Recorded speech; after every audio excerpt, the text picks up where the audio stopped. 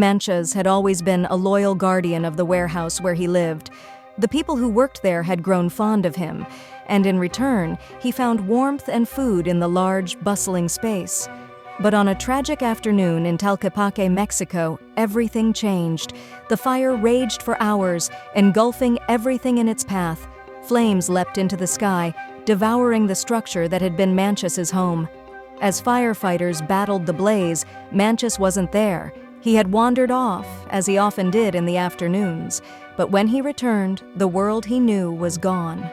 Thick black smoke still curled from the remains of the warehouse, and as Manchas approached, confusion turned to heartbreak. His pause slowed as he took in the scene, his shelter, his bed, his safe place, reduced to ash.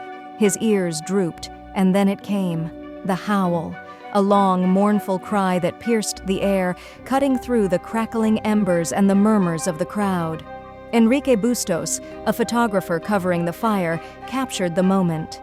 Through his lens, he saw not just a dog, but a soul in pain. The image of Manchas, howling in front of his ruined home, spread across social media within hours.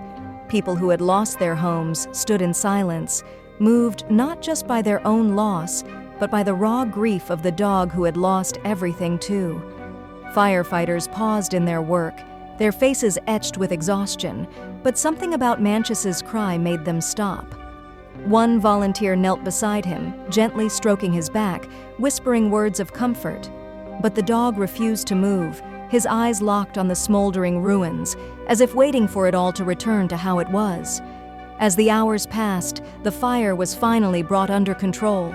But Manchas stayed, sitting vigil over the place he had once called home. Word spread, and soon strangers came forward, offering food and shelter for the grieving dog.